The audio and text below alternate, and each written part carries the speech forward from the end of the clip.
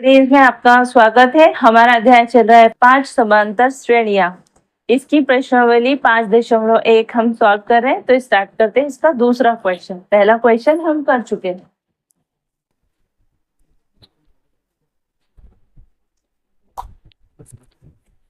देखिए क्वेश्चन 2 है। ये दी हुई एपी के प्रथम 4 पद लिखे जबकि प्रथम पद ए तथा सार्वंत डी हो।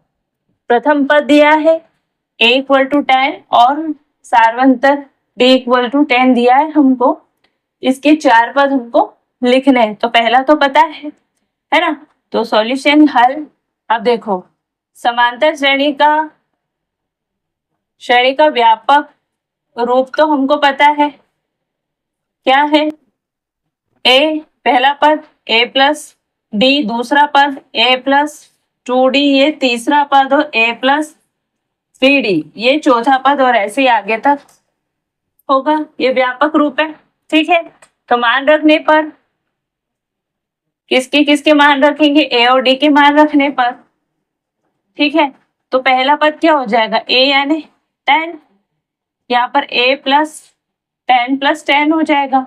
यहाँ पर 10 प्लस 2 इंटू 10, और इसमें रखेंगे तो ए प्लस ए यानी 10, 10 प्लस 3 इंटू 10, और ऐसे आगे तक हमको तो 4 पद निकालने हैं, है ना।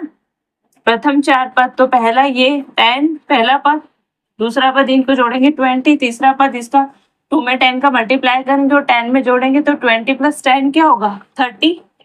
और ये चौथा पद क्या होगा? 3 का 10 में मल्टीप्लाई करेंगे 30, और 30 प्लस 10 क्या होगा? 40। तो ये 4 पद हो गए और यही आपका क्या होगा? आंसर। ठीक है। समांतर श्रेणी का ये आंसर है। इसका व्यापक रूप ए प्लस डी, ए प्लस 2d और ए प्लस 3d, आगे तक ऐसे ए प्लस 4d 5d, है ना। तो ये पहले क्वेश्चन का आंसर है। हमको समांतर श्रेणी निकालनी थी, बनानी थी। इसमें क्या है? प्रथम पद क्या दिया? -2, और सार्वंतर डी क्या दिया? 0। ठीक है। सार्वंतर के मान या तो धनात्मक होगा या ऋणात्मक होगा या 0 होगा। यहाँ पर कैसा था? धनात्मक था 10, यहाँ पर कैसा है? 0। ठीक है। तो जब देखो धनात्मक होगा ना तो समांतर श्रेणी क्रम में बढ़ती जाएगी। ये बढ़ रहा है। ठीक है। वो डिपेंड करता है कि ए क्या है। अगर ए माइनस में होगा तो फिर कम भी हो सकती है, बट ये धनात्मक है। यहाँ पर डी, यहाँ पर 0। तो इसका सॉल्यूशन करेंगे तो इसका व्यापक रूप लिखो। ऐसे लिखने से क्या होता है? याद भी रहता है और याद हो भी जाता है। ए प्लस ए पहला पद, दूसरा पद ए प्लस डी, तीसरा पद ए प्लस 2d और चौथा पद ए प्लस 3d। ठीक है। हो गए 3 पद। ए क्या होगा? प्रथम पद उसे दिया ही है ना। तो ए व डी के मान रखने पर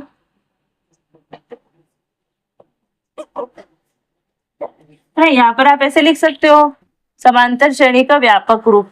ये व्यापक रूप है ना।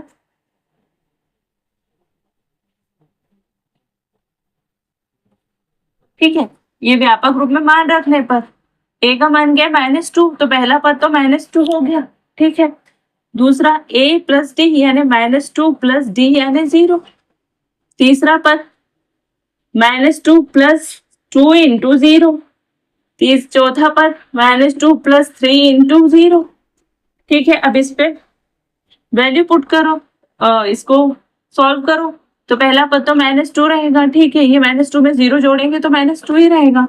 ये -2 प्लस 2 इंटू 0 ही नहीं है, 0। 0 में -2 में 0 जोड़ेंगे तो -2 ही आएगा, और इसमें इसको जोड़ेंगे तो -2 ही आएगा। मतलब समांतर श्रेणी में हम अगर डी कैसा है? 0, सार्वंतर 0 है, तो वो जो पहला पद होता है पूरी श्रेणी में वही पद रहता है। 4 पद निकाल लेते, 4 पद हो गए, है ना। तो ये आंसर है। 5वां पद भी यही होता है ना। एक और क्वेश्चन इसका देखें। अगला क्वेश्चन है ए में 4 है और डी -3 है। अब देखिए इस क्वेश्चन में ए क्या दिया है? प्रथम पद 4 और सार्वंतर डी क्या दिया है? -3। तो वही व्यापक रूप, समांतर श्रेणी का व्यापक रूप।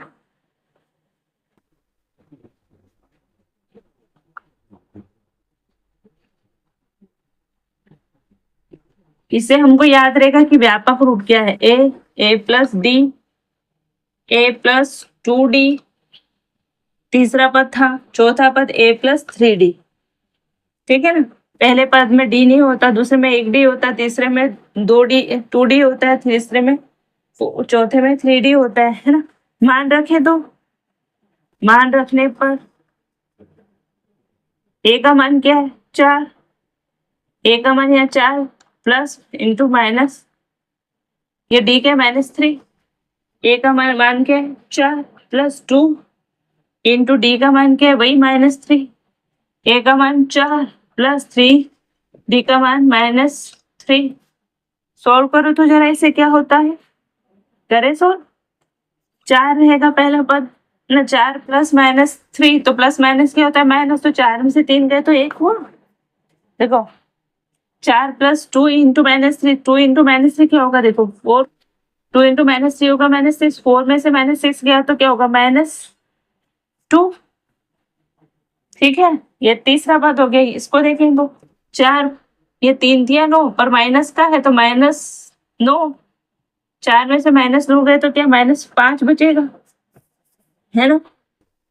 कम जगह थी इसे सॉल्व कर लिया, आप चाहे तो एक स्टेप लिख के फिर करना, है ना। तो ये सॉल्व करने पर ये आ गया। तो ये आपकी समांतर श्रेणी के 4 पद है, जहां पर प्रथम पद 4 होगा और सार्वंतक -3।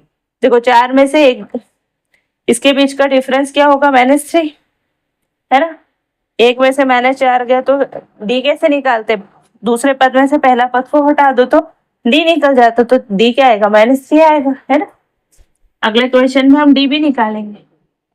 अब इस क्वेश्चन का चौथा देख रहे, यहाँ ए दिया है -1 और डी दिया है 1/2। तो सॉल्यूशन हल, समांतर श्रेणी का व्यापक रूप क्या है,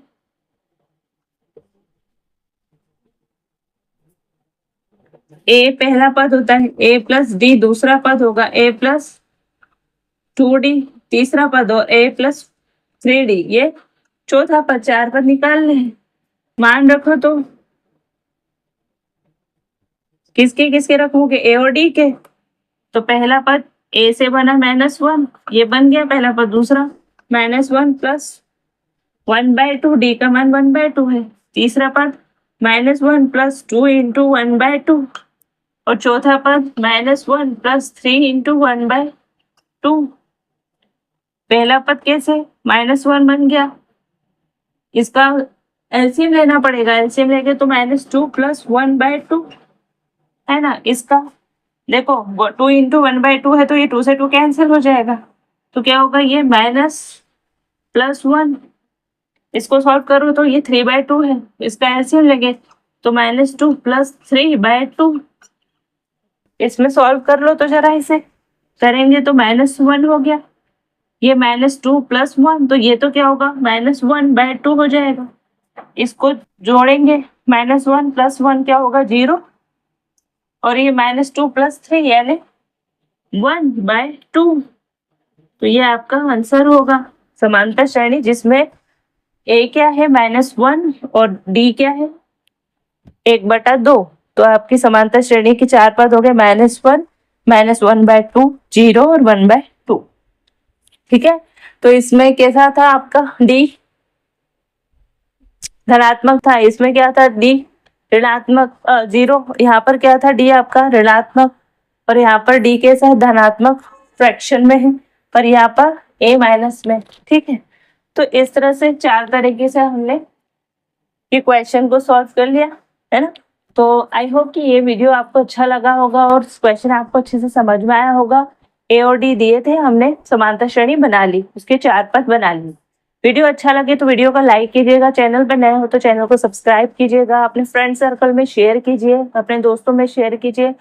अगर आपको कोई इशू हो तो कमेंट बॉक्स में कमेंट कीजिए। मिलते हैं नेक्स्ट वीडियो में, तब तक के लिए जय हिंद जय भारत, थैंक यू।